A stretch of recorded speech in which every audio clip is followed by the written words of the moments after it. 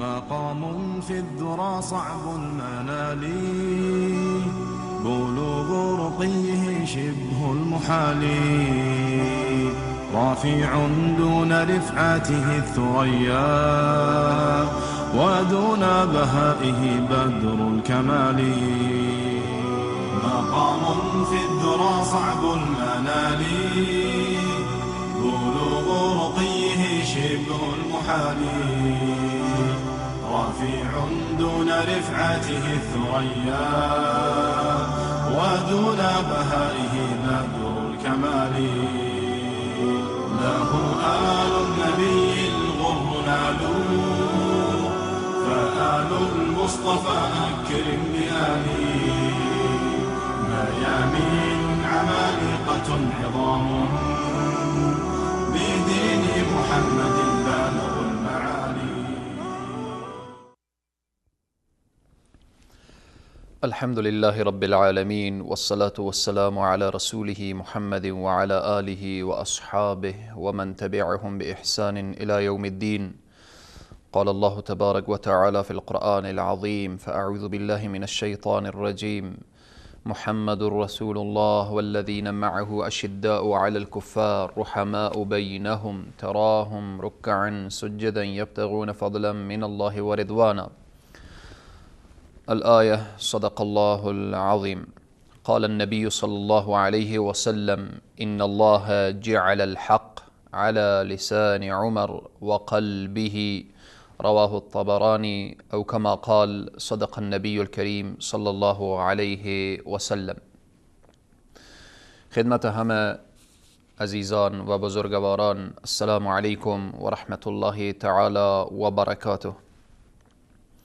در سلسله برنامه های الگوهای هدایت همه شما عزیزان را خوش آمدید میگویم. در جلسه گذشته و جلسات گذشته پیرامون سیدنا عمر رضی الله عنه در میادین جهاد و یا همرکاب با رسول معظم اسلام صلی الله علیه و سلم اشارات مختصر داشتیم که نقش سیدنا عمر در بدر و در احد و در خلاصه صلح حدیبیه و در غزوه احزاب و در تبوک و در غزوات دیگر اشارات مختصر شد. حالا بحث ما پیرامون فضائل سیدنا عمر رضی الله تعالی عنه می باشد. هر مسلمانی باید دارای این عقیده باشد که عمر بن الخطاب رضی الله عنه برترین فرد، بهترین فرد، شایسته ترین فرد این امت بعد از سیدنا ابوبکر الصدیق رضی الله تعالی عنه است. بناهن وقتی که ما میگیم افضل ترین انسان بعد از انبیاء علیهم السلام سیدنا ابوبکر الصدیق هست، در رتبه دوم سیدنا عمر فاروق رضی الله عنه قرار دارد.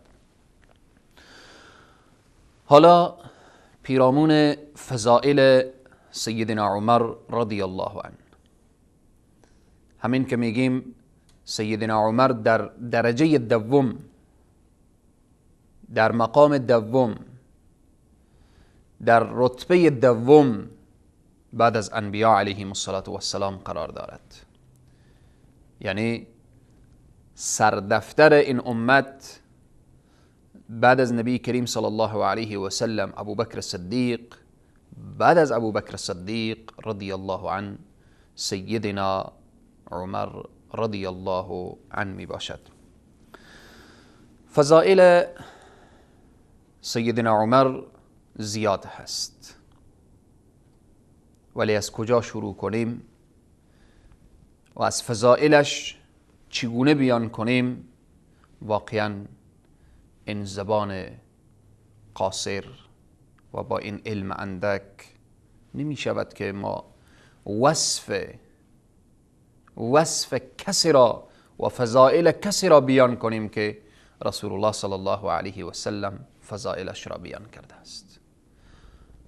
رسول اکرم صلی الله علیه و سلم برای او ارزش قائل شده است و کسی که درجه دوم یعنی نمره دوم شده به نزد الله سبحانه و تعالی بعد از انبیاء علیهم السلام. خیلی مهمه. بعد از نبی کریم صلی الله علیه و سلم ابوبکر صدیق، بعد از ابوبکر صدیق سیدنا عمر رضی الله عنه می باشد. حالا شروع میکنیم به ایمان سیدنا عمر. چگونه ایمان داشت؟ اشاره مختصری از علم سیدنا عمر رضی الله عنه. فقط در بخش فضائل ما نمونتن و اشاره مختصری پیرامون این شخصیت والا و بالا داریم. ایمان سیدنا عمر رضی الله عنه چگونه ایمان است؟ عبدالله ابن هاشم میگوید که ما با رسول معظم اسلام صلی الله علیه و سلم همراه بودیم. وقتی با رسول الله روان بودیم عمر هم در میان ما بود. رسول معظم اسلام صلی الله علیه و سلم دست عمر را گرفتن بر دست خود گذاشتن. عبدالله ابن هاشم روایت می کند که ما در مسیر راهی می رفتیم و رسول معظم اسلام دست عمر را گرفتن در دست خود گذاشتن و فرمودن. با هم گفتگو می کردن. وقتی که رسول الله دست سیدنا عمر را بر دست خود گذاشتن، عمر به رسول معظم اسلام صلی الله علیه و سلم چی میگوید؟ یا رسول الله صلی الله علیه و سلم، شما را از همه چیز جز نفس خود شما را محبوب تر می دارم. شما از همه چیز برای من محبوب تری و شما را از همه بیشتر و بیشترتر دوست دارم جز نفس خود. رسول معظم اسلام صلی الله علیه و سلم چی میفرمایند؟ میفرمایند لا والذی بیده یا والذی نفسی بیده حتی اکون احب الیک من نفسک. قسم به او ذاتی که نفس من به ید بلا کیف اوست که ایمان شخص کامل نمی شود.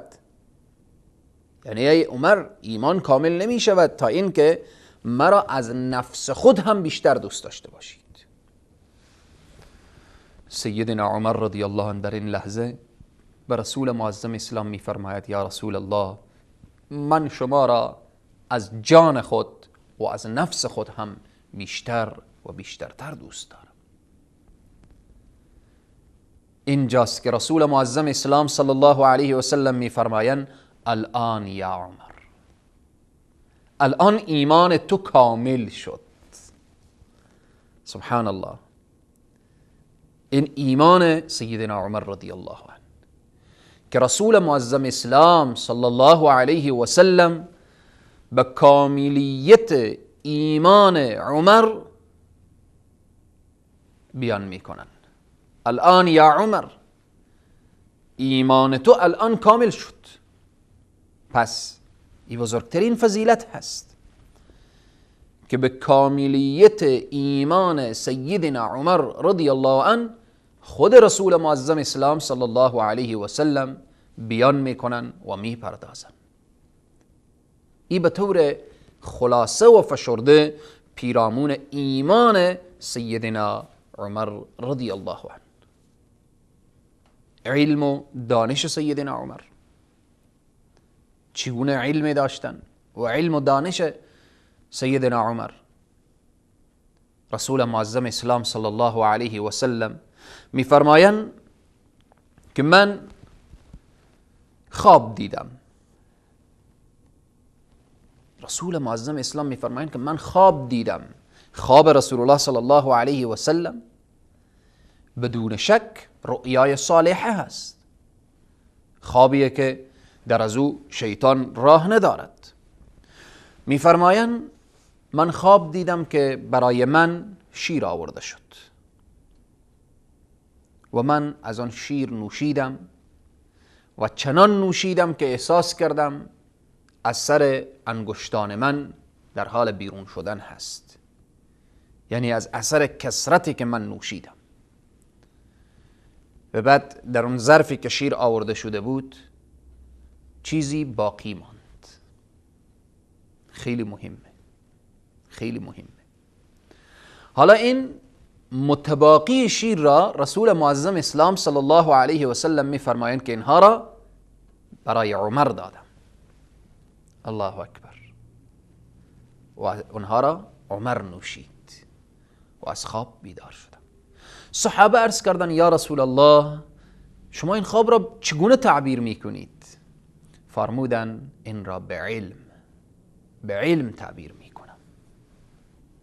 سبحان الله. بعضی از علما میفرمایند که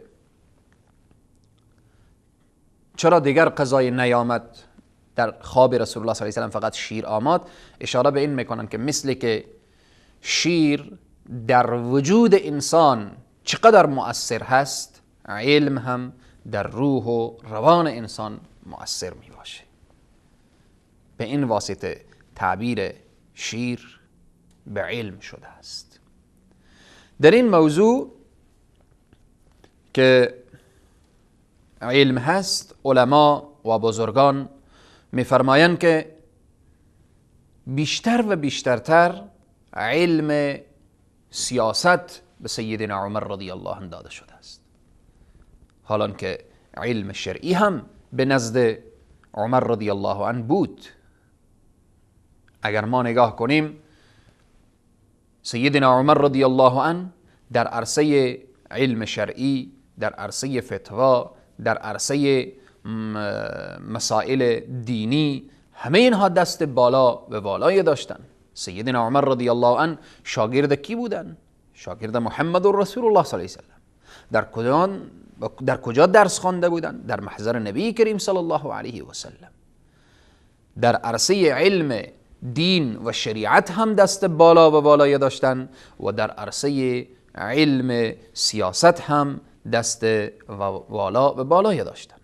به همینه که اکثر فتوحات در زمان سیدنا عمر رضی الله عنه و هیچ اختلافی در زمان عمر رضی الله عنه بین امت نبود، چون این سیاست و این درایت و این علمی که خدای تبارک و تعالی به ایشان ارزانی کرده بود همان بود که رسول معظم اسلام متباقی شیری که خودشان نوشیده بودن متباقیش را به سیدنا عمر دادن. حالا این که سیدنا عمر وقتی میگیم در عرصه علم سیاست دست والا و بالای داشتن، در عرصه علم، دانش، روایت حدیث و مسائل و موضوعات اولیه دین هم مسائل زیاده نزد سیدنا عمر بود که برای ما رسیده هست. این چگونه هست؟ سیدنا عمر چقدر حدیث روایت کردن، در کدام موضوعات مسائل بیان کردن، انشاءالله بعد از یک میان برنامه پیرامون احادیثی که سیدنا عمر روایت کردن و به ما رسیده هست انشاءالله بیان می شود. با ما باشید. قد رضي الله عن المؤمنين إذ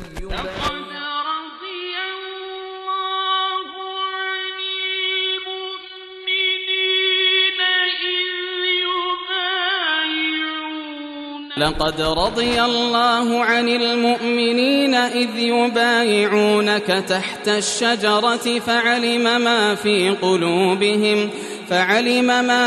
قلوبهم فأنزل السكينة عليهم وأثابهم فتحا قريبا.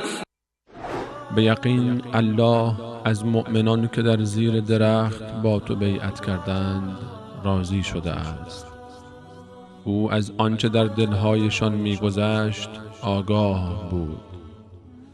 پس آرامش را بر آنان نازل کرد و پیروزی نزدیکی به آنان پاداش داد.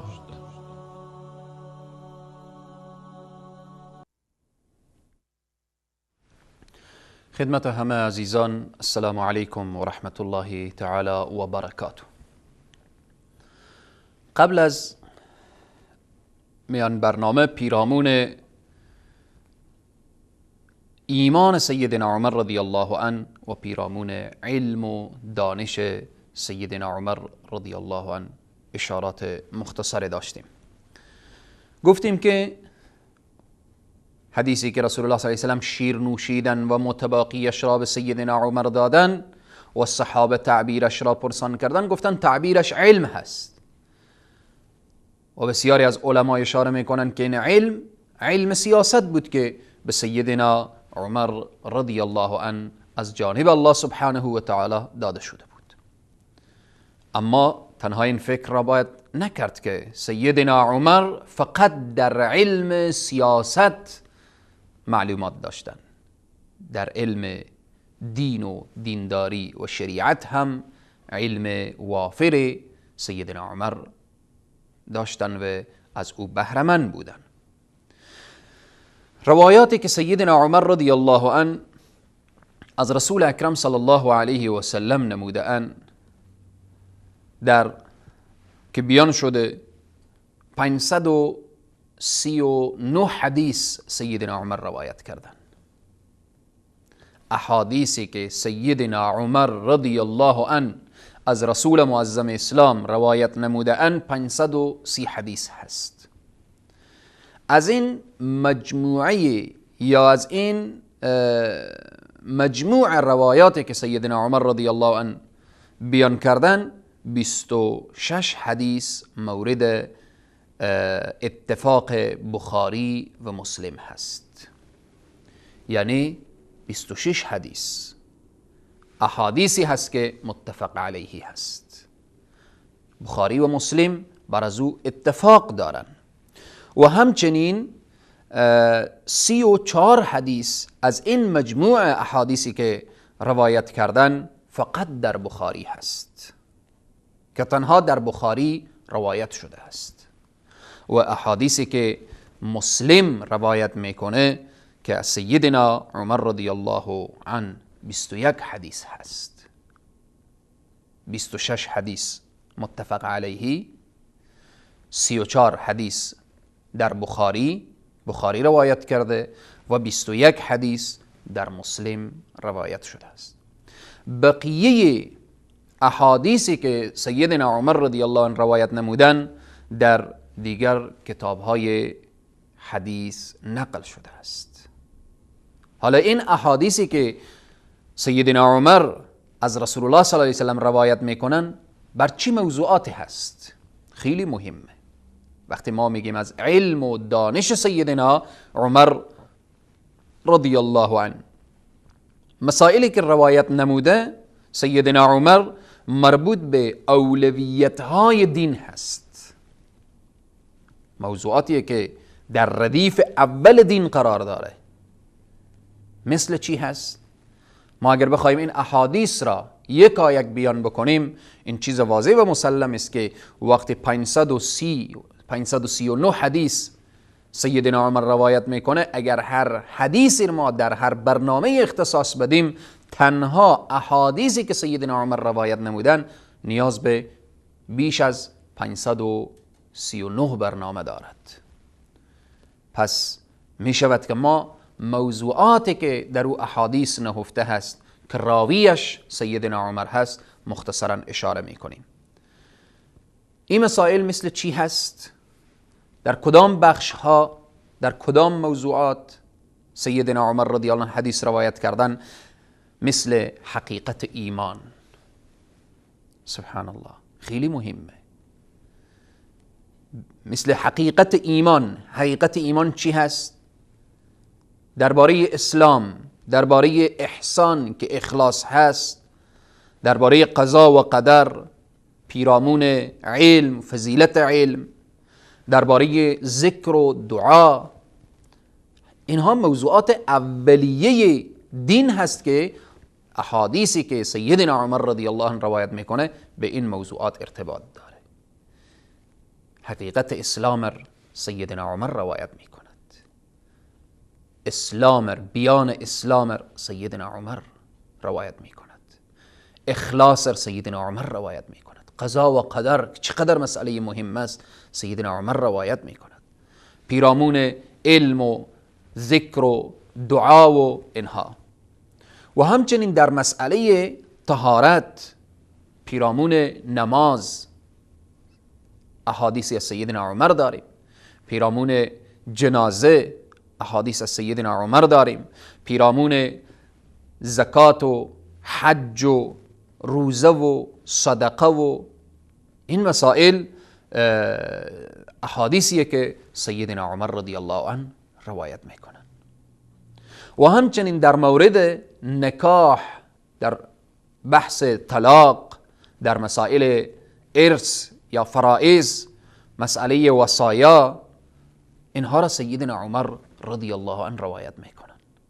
احادیثی که سیدنا عمر رضی الله عنه از رسول الله صلی الله علیه و سلم روایت نمودن پیرامون این موضوعات هست.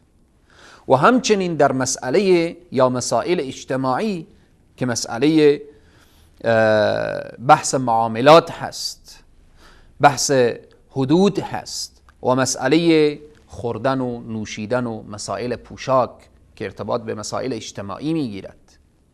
و همچنین در مسائل اخلاقی که بحث زهد و تقوا و همچنین مسائل دیگری که از نشانه های روز قیامت و اینها، این مسائل را سیدنا عمر رضی الله عنه از رسول الله صلی الله علیه و سلم روایت میکنند.